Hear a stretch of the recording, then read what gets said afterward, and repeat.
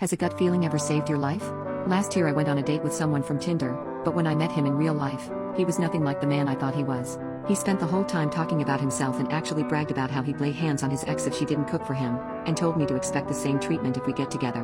When he said this, I started having a sort of panic attack, and the voice in my head started screaming for me to get out of her. I told him I have to leave to go to family dinner, but as I stood up from the table he grabbed my arm. He began pleading for me to stay, but I kept insisting I have to go and tried to yank my arm out of his grip.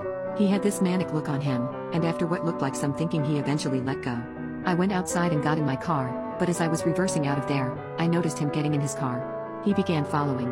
I panicked and called my mom, who told me to go over to her place and that she's calling the cops. Luckily my mother lives in a gated community where a guard is at the booth, so I was able to get in, but the man following me was not.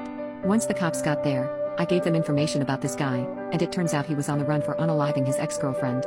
He was stupid enough to tell me his real name when we met in person, and it was